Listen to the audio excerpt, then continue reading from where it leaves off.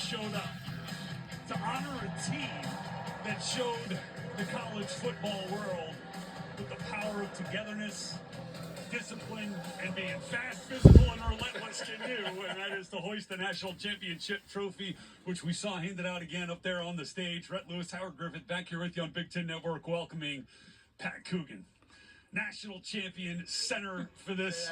I will keep saying it. I will keep saying it, Pat Coogan, national champion here. You're just up there on the stage, you know, helping to rile up this crowd and bring those trophies through.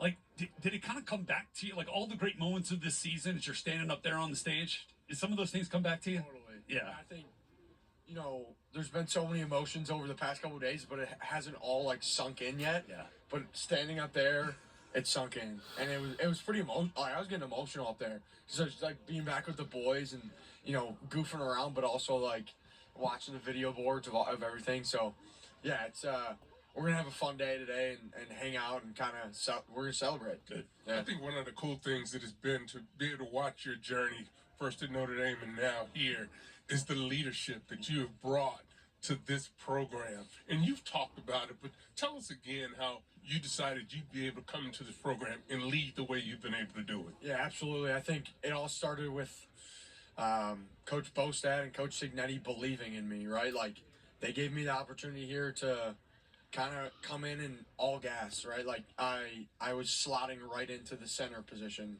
right? There was no kind of conversation about, well, you know, let's go to spring ball, you know, like, you're the guy. And it was my 5th year last year. Like, I wanted to be the guy, and I believed in myself enough that I knew I could be the guy.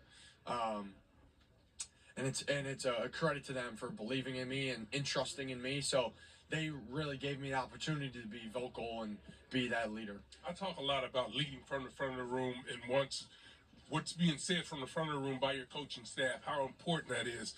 How important was it? You talk about it a little bit, but how important is the belief that someone has in you to allow you to be able to go out and attain your goals and your dreams? It's everything. It is everything. I mean, from a coaching standpoint, it gives you the confidence to just go play ball, right? To go do something you've been doing since you were a kid and really let it rip, right?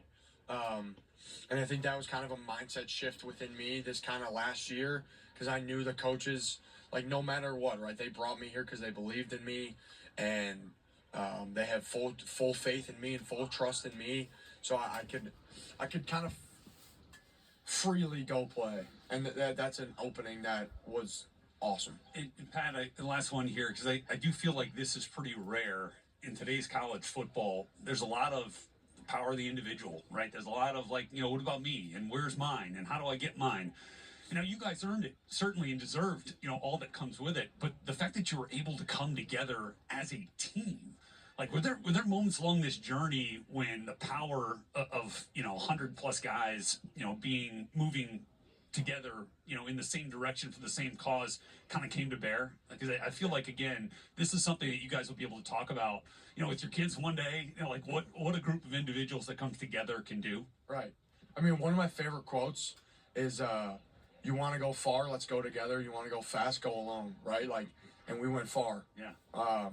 And we went together. And I just think the whole year, it was a never-ending growth of just coming together and being friends. Like, that doesn't get talked about enough. It's just being boys, you know, in the locker room, and it's the best part of football, right? Like, it's why we fall in love with the game, because of the camaraderie in the locker room.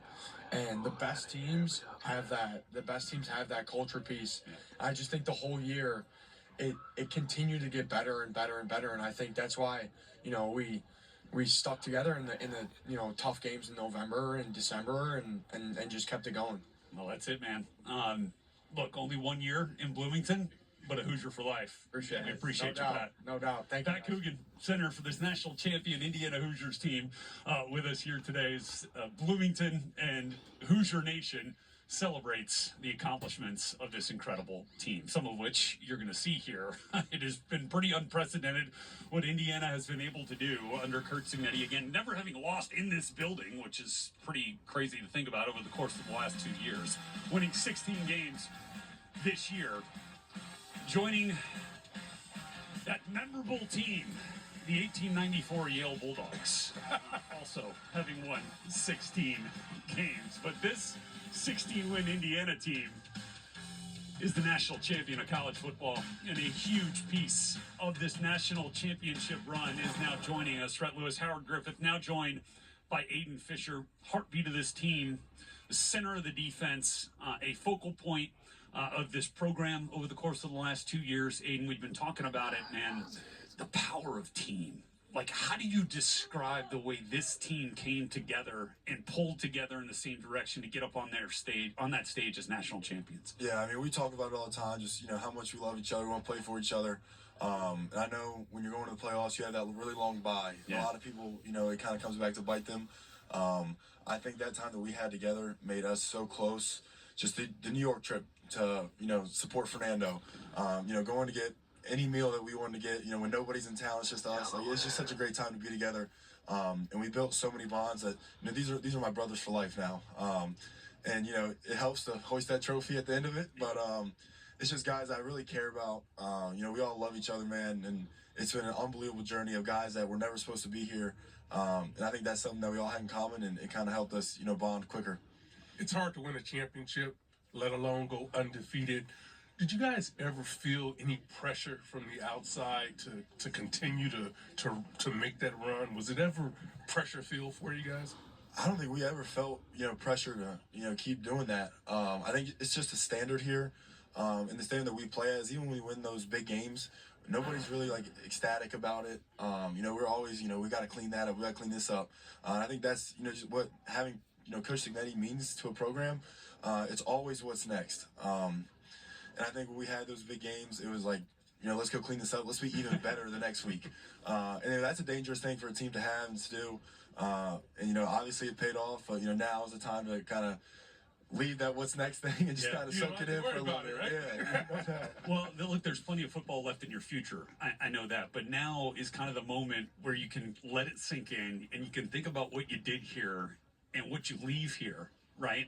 So when you think about legacy and what you want, who's your teams that come after you to think about when they take the field? Like, is there something that comes to mind for you there? Yeah, absolutely. With how much this place has meant to me and my family, I hope that I can mean, you know, even half of that to this program, to this school.